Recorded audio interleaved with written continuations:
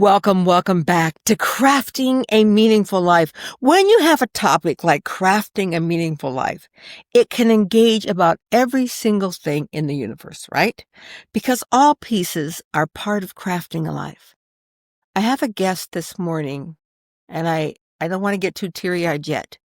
I have a guest this morning that is going to speak to us about something that I have thought about since I was a small child.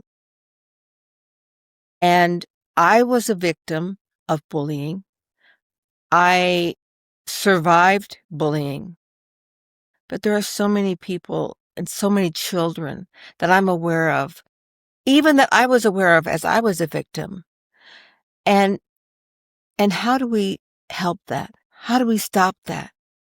As a child, my thought was simply, okay, I'm going to look like I hang with the cool people so nobody bullies me.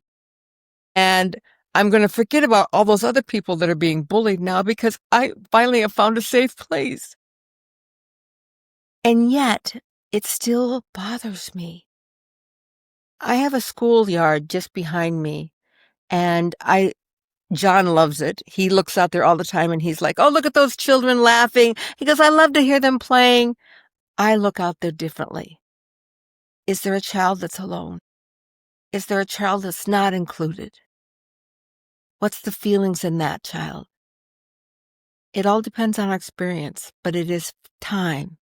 It is time for us to move heaven and earth to help those children who are separated by differences. And that's all they are simply differences. To help me delve into this subject this morning, I have a beautiful guest. Her name is Anne Kimble, and I'd like you to welcome her to the podcast. Welcome, Anne. Hello, Mary. I am so honored to be here with you today. And that goes both ways because you're kind of one of the few people that I've ever known that has really what we call take the bull by the horns and say, this is hurting children. And what am I going to do to move the needle forward? Right. So you started Sammy's Buddy program. We're going to go in depth about that. But I want to know a little bit about you first. And you live here in Utah, in Salt Lake. Tell me a little bit about your background. Yes, born and raised here in Salt Lake. I lived away for a while for education, but my degree is in education. I have spent some of my career teaching high school, running tutoring programs specifically focused on students with disabilities. And I worked in the nonprofit sector, and I was honored to be part of the beginnings of Sammy's Buddy program here in Utah. Wow, that's amazing. This must be something that I'm supposed to be doing, because let me just tell you, today I'm having lunch at a woman who has a disabled daughter, and she's had that disabled now. I think her daughter is 17, so a long time. Last week, I had lunch with someone that's going to the state legislature to raise funds so they can be more aware of disabled people, and that if we can help them now, when they're younger, Right. we actually save the state money rather than having to take care of them later on. Because so many of them are capable, and yes, they need those opportunities to be participating, connected individuals in our society. Yes. And now I'm sitting here with you. And you're going to talk to me about Sammy's Buddy program. Where did the first inklings of this program start? So Sammy's Buddy program started in Colorado. Samantha Lowy was a beautiful girl who was born with muscular dystrophy. And when she passed away in her early 20s, her mom started this incredible organization. And the mission of Sammy's Buddy program is to create community and connection among individuals with and without disabilities. I love that particular part, that it's not just a program created for those who have disabilities, but it's for the connection between those who are seen as disabled and those who are abled. Absolutely. That connection is the critical piece. It is. So how does Sammy's Buddy program go about that? Because I'm talking, this is a monumental task you've taken on. It's not just a matter of talking to students and saying, okay, you need to be friends with these guys and go Right. over there and sit with them at lunchtime, will you? It's so much more than that. It is so much more because at its core, Sammy's Buddy program, let me start again. At its core, Sammy's Buddy program exists because everyone deserves the opportunity to belong. Belonging matters, connection matters. And so we've run a variety of programs in order to facilitate this connection. One of them, the first and I would say foundational part of the program is our buddy activities. And we pair students with and without disabilities in schools and communities throughout Utah, kindergarten all the way through post-secondary. And there is a purpose behind this. The purpose is to help these students learn more about each other and more about themselves in the process. They learn to not only understand and accept their differences, but celebrate them and realize that they have far more in common than they ever had imagined. So we run monthly, sometimes they're weekly, but most of them are monthly activities within schools throughout the state. And we do skills-based activities. We celebrate holidays together. We do service projects together, ways that these students can be working side by side, hand in hand to learn the value of each other and what they are creating together. Hmm. I love that. And it is opening up their vision to what is Right. possible rather Absolutely. than seeing the difference between you, seeing the similarities. And Right. That is no exactly right. matter where I travel, I find more similarities with people around the globe than I do differences.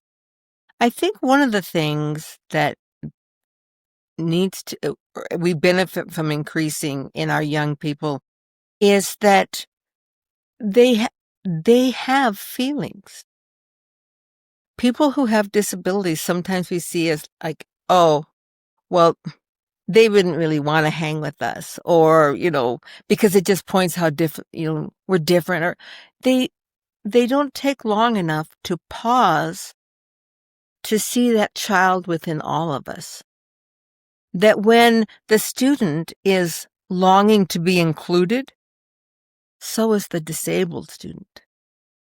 When the student would do anything up to sell their soul to be part of a certain group, so is the disabled student.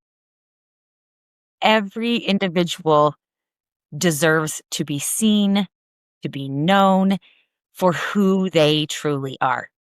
That is a foundational part of humanity. And it is so beautiful to see kids learning this at an early age. And we feel honored to be a part of this work because the reality is we are living in a time of, I would call it an isolation epidemic. Students are disconnected more than ever, and the connection is so desperately needed. And we can provide the beginnings of this. But what is so beautiful about it is that, yes, we start these buddy activities. We provide the stepping stones for these students to first meet, then connect, then really develop deep, meaningful relationships. And then they become the leaders in this work. And we step back in awe and watch how these kids realize that the student sitting across from them at the table is far more important than the screen in their lap. Oh, hashtag truth. You know what I'm saying? That Yeah. is such a big truth, Anne. And the one thing that you said just like was a dagger to my heart when you said we live in an age of isolation because of this screen that we have become so addicted to. Right.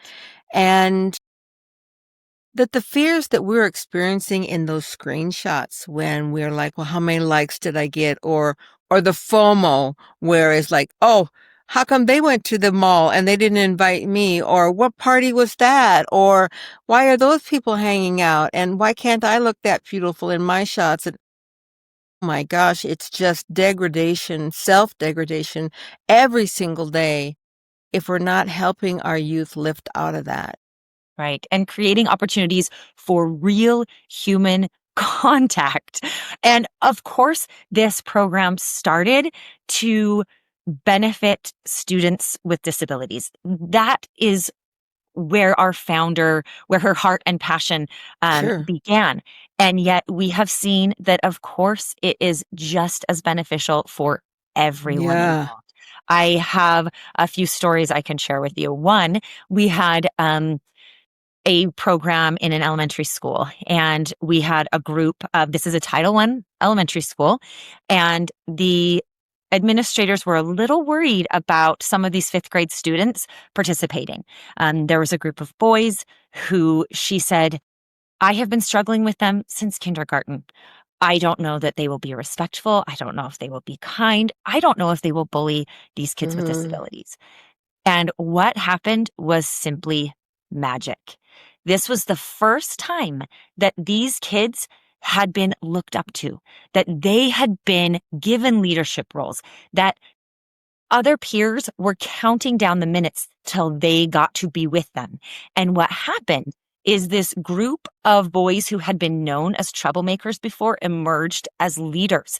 They, as students without disabilities, but who obviously had struggles of their own because of the way that was, Yeah. how that was manifesting in their behavior. This is the first time that they felt seen and known and appreciated and valued by their buddies with disabilities. They had the best behavior they had their entire elementary school so that they could earn these buddy days. And they, through the rest of the school year, became these leaders within their grade. It was just beautiful. And we see this over and over again, how important this connection is and Mm. why it matters for all of us.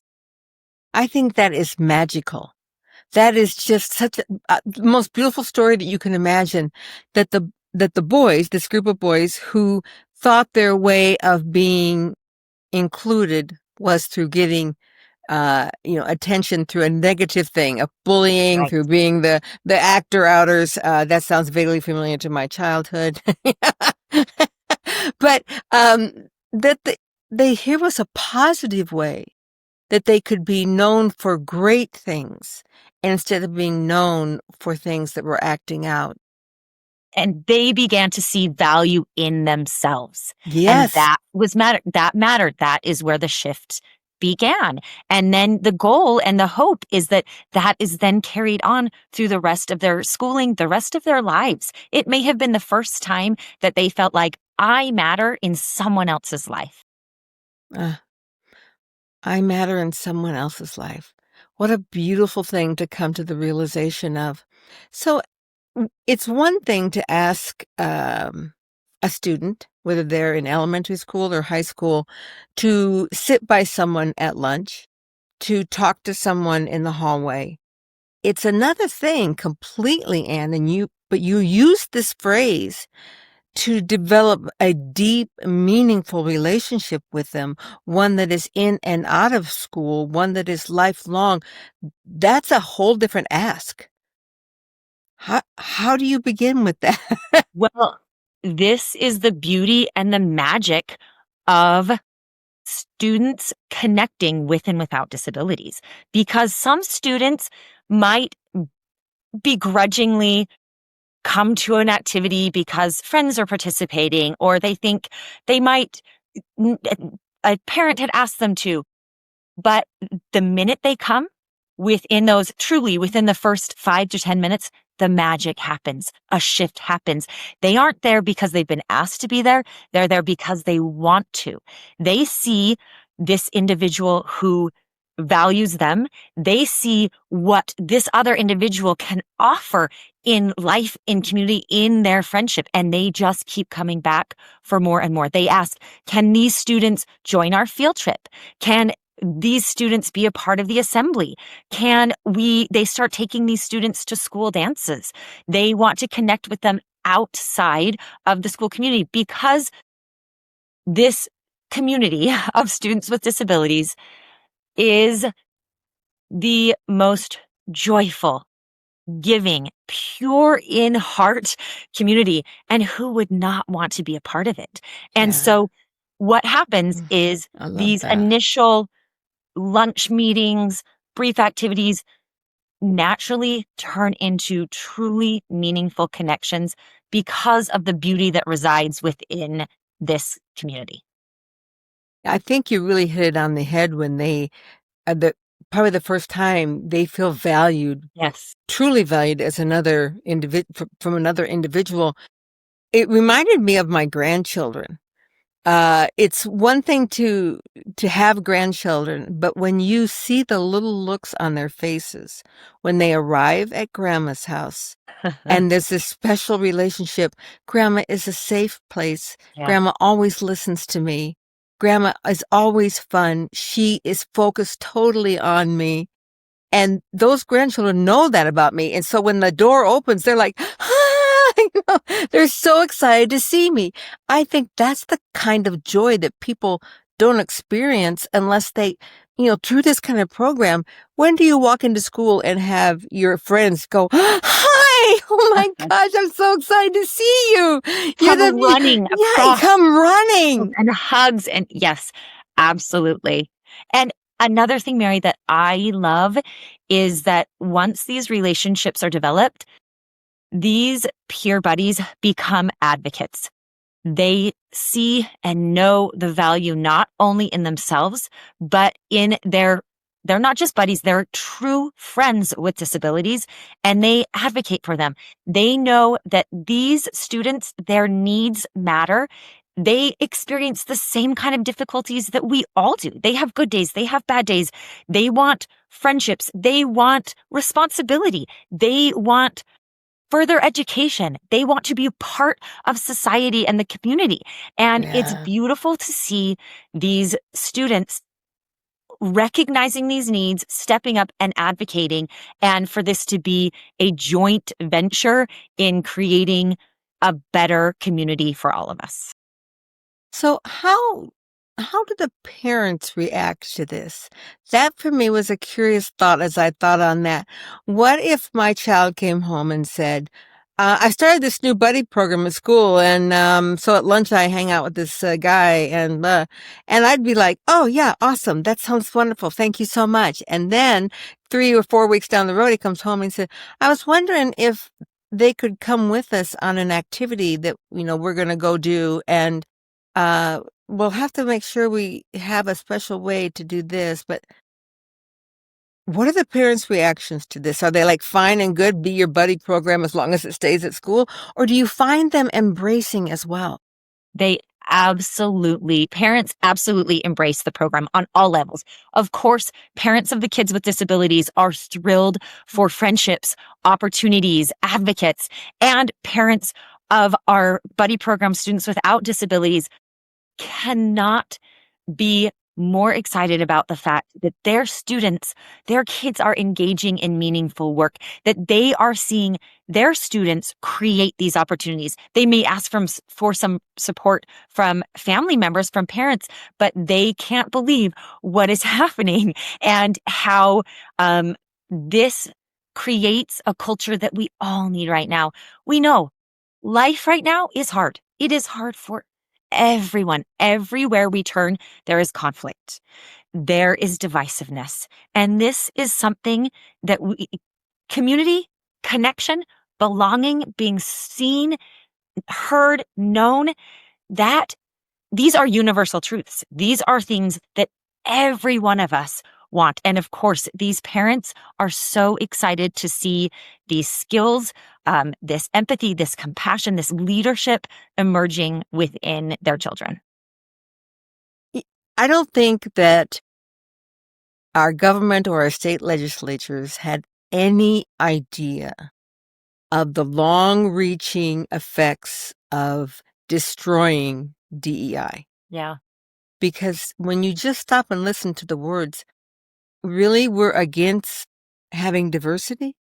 Really we're against equity for all, really, now this is one that really gets me. Yeah. Really, you're adverse to including Inclusion. people?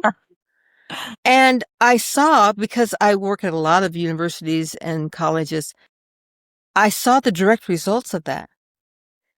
Yes, they didn't want there to be any gay clubs on campus. That was their goal. Let's just say it out loud, okay?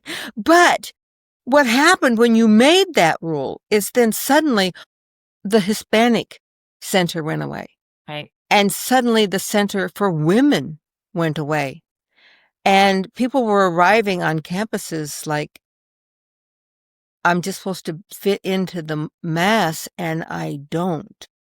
And so by focusing on what that has done in our communities, it's fostered this feeling of, I don't need to include you. There's no value in including you. And that's what we're hearing from the top down. So we want to be the voice that stands and says, there's so much value to include all these people, and to see them as people, as humans, and not to belittle them. And of course, they would never think, well, I wasn't talking about handicapped people. Right. Well, that's what that was the consequence, right? Yeah. And the reality is that families of kids with disabilities have had to fight tooth and nail for decades. Yes. For accessibility, for inclusion, for basic human rights, let alone opportunities for these kids to fulfill the potential that they have. These kids have so much potential. They can do hard things.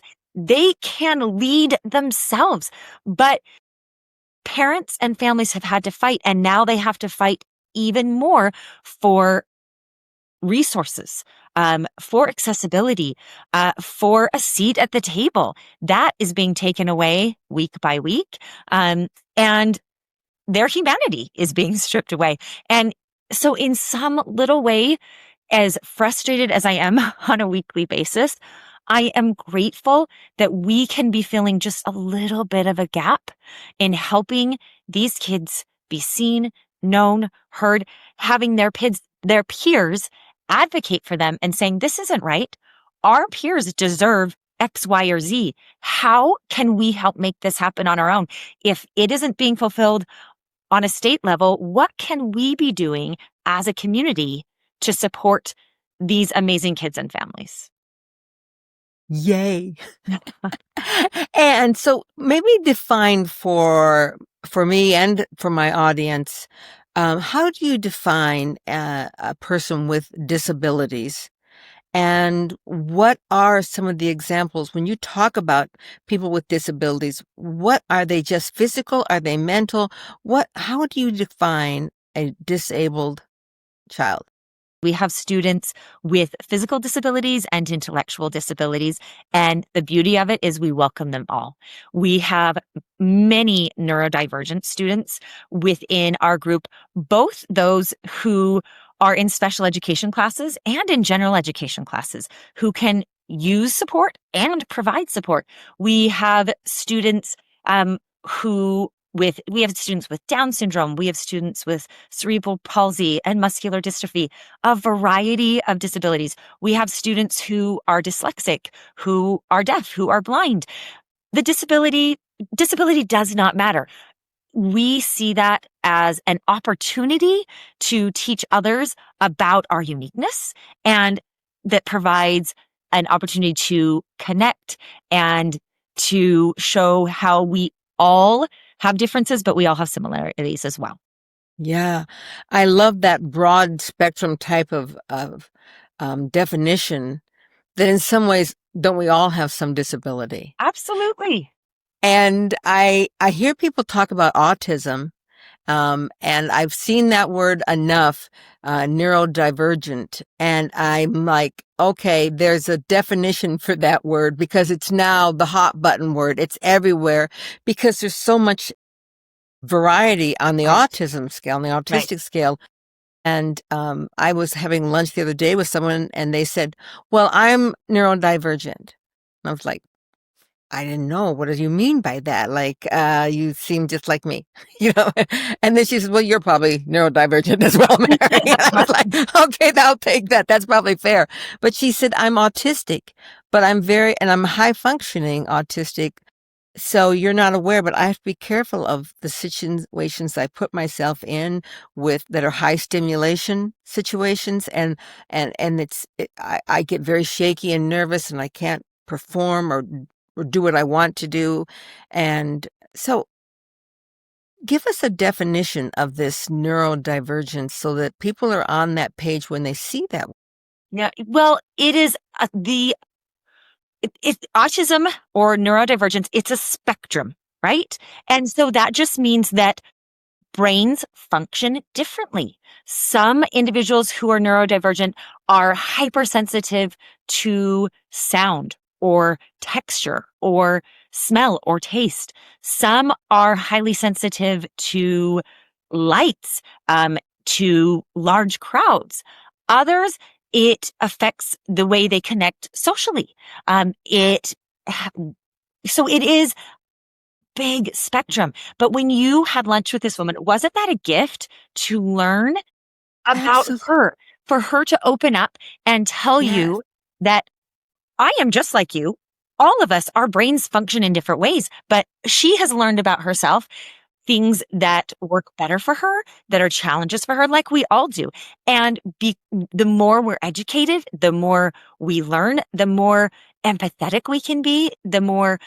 open-minded we can be about others and their behaviors within certain settings, that we can give each other grace, because so many individuals are struggling in this world, and many of them Mhm. might be neurodivergent, and we may not know that. So some disabilities are more easily identified, but some are not. And so that is one thing I do love about our program, is that we welcome everyone and we learn about each other. We encourage individuals to share their stories. What makes you like your buddy? What makes you different?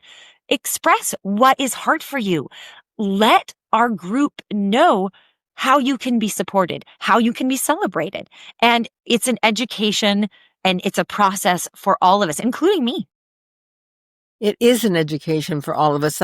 That's one of the things about having you on my show is I'm just like learning and downloading all these things. I can't wait to take it all in and listen again when we're done.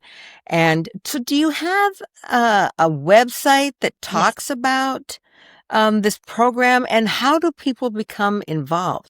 So our website is sammysbuddyprogram.org, and it tells you about our various programs. I've talked about our foundational program, our buddy activities, but we also run leadership academies that go hand in hand, because leadership naturally evolves out of what we are doing and this connection that is being created. I used to be an English teacher, and literature is a beautiful way to teach empathy, understanding. So we have what is called an inclusion library. And these books are, each year we add chapter books and picture books to the libraries. There are currently 30 titles in our library, and each book features a protagonist with a disability. And those range from picture books about Louis Braille to chapter books about a middle schooler who has autism, to a chapter book about an individual who is deaf. And we also have teachers who work with us to build curriculum, to standards-based, nationally based curriculum, to be able to teach all students in their schools in that particular grade about these books. And when we sit in literature, we oftentimes, many of them are written in first person, and we can hop inside the mind of someone who's different from us. We all know literature does that. And so Yeah. that is one of our programs, is that we donate to all of our participating schools and classrooms this inclusion library. We provide supporting resources. So we have our buddy activities, we have leadership academies, we have inclusion libraries. And another thing that we do, we saw that within schools, we had large groups of students who were participating in our buddy activities, but we wanted to make sure we were reaching an entire student body. So we have started what we call kindness campaigns. And the purpose of kindness campaigns is to spread this goal that is attainable, to create kinder, more connected schools across the board. And we use our buddy program students as leaders to create these kindness connection weeks. So that is another part of our program. And all of these details, more details about these programs can be seen, and you can learn more about our website, sammysbuddyprogram.org. That's with a Y, SAMMYS, sammysbuddyprogram.org. And if you want more info, if you want to volunteer, there is information there about how you can do so. And anyone who wants to be involved, there are places you can reach out, and we welcome questions. We welcome community connection. We love volunteers. And one of our favorite things is our community partnerships. We partner with Utah Down Syndrome Foundation. We partner with National Ability Center. We partner with University of Utah Athletics. That is a beautiful partnership where we have student athletes who join us in our activities. Our buddy program students are welcomed onto campus to have these incredible experiences with student athletes. So we are trying to truly change the culture of what inclusion, acceptance, and connection means, which is something every one of us needs in this day and age. Everyone. More than ever. Oh my goodness, Anne. We were talking about this buddy program for most of the program, and I didn't even realize that you have this inclusion library. Yeah. That's a beautiful resource for people to step into. And then the kindness part, this is our special day of kindness. How many acts can you do? This is, blah, blah, blah. And there are many things around kindness in our state out there right now. We've got the show, on KBYU TV, Random Acts of Kindness. And those are great, big kind of acts of kindness, but we can all do those small acts of kindness. Right. And for me, that always just starts with a smile. I'm amazed at the people that I smile at who smile back. And somebody said, Mary, that's because your smile is infectious. And I said, no, that's because I just do it a lot. And so that can be such a small thing to smile back at people, and you've got all together in one. Well, Take a and one breath. of the beautiful parts about that is when we run these kindness campaigns, the ideas come from our students. Students with and without disabilities brainstorm together, help plan this together, and they are in the trenches of life in elementary, middle, and high school, and they see what it's like, how overwhelming it can be, how isolating it can be, and they help us as adults come up with ideas of ways to break down that isolation, ways to, even if it is in a simple way, to authentically connect with peers in really meaningful ways. And so we're grateful for our students with and without disabilities and the way that they give us feedback, they help us plan, they help us create. It's really beautiful. Truly is beautiful. So at the end of this podcast, Anne, we're going to include your website and any other links that you would like for us to include so that people can jump on and find you immediately. So after this, if you would send me an email with all those things on it, because I want to make sure people, it doesn't matter if your children or you are disabled or not, both sides of the spectrum will want to be involved here and to help.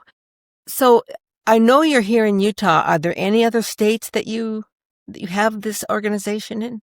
Yes, the program actually started in Colorado. So Sammy's mother grew up in Utah and moved to Colorado for her professional career. Sammy was born in Colorado, and the program was small, just starting in Colorado, but Sammy's aunts and uncles here said, why don't we do this in Utah? This is a beautiful program with a mission that matters. And so 7 years ago, they reached out to individuals in the disability community, nonprofit community, education community, and I happen to be a lucky recipient of one of those emails. And so that is how it has come here to Utah. And Utah is a unique place in a lot of ways. Yes. And one of the things that makes Utah so incredible is that we believe in the power of connection, kindness, friendship. When someone needs something, generally Utahns jump on board. And so this program has taken off. Of course, there is a need. The disability community in Utah is large. We have a lot of kids who need support and services here in Utah. We also have a large community who is ready to serve, to connect, to lead. And so our program has just grown. 7 years ago, we were in 2 elementary schools. This year, we will be in 27 schools. We run 34 programs in 27 schools. So we will serve 15,000 students in the course of these 7 years. I am so grateful to live in the community that we do. Absolutely. And I can just already think of all the women that I talk to on a daily basis who have disabled or children in the spectrum. That's how they call it now. I have a child that's in the spectrum. And I'm like, first I was like, is that some ride in Las Vegas? What? I don't know what that is. And then I began to understand it. So I have a lot of women, and I would love to be able to connect them to your program, and to give them a place to serve, to have information, to feel that they're not alone and support. Yes. Thank you so much, Anne, for what you are doing in our community. And what if someone in another state wants to start this program in their state? Is that That would be possible? absolutely. It just takes a committed person who believes in this mission, and it can start small, but the size doesn't matter. It's the intent behind it. And so we Yeah, are happy to help anyone start this program anywhere that there's a need. And the need is universal. it truly is. Because as we said when we started, we are more alike than we are Yes. different. And we all want to feel included, accepted, loved, and of value. And thank you for what you do in our community. And my invitation is for everyone to jump on board. What a beautiful place to serve, to volunteer, to be involved with, whether it's you as a person, whether it's your women's club, whether it's your children and their groups. What a beautiful place to spend time. Thank you for being with us, Anne. And as always, to all of my listeners, be about crafting your meaningful life. Don't just be the bobblehead doll waiting for life to hit you, but be proactive in creating the life you want. Namaste. Crafting a meaningful life.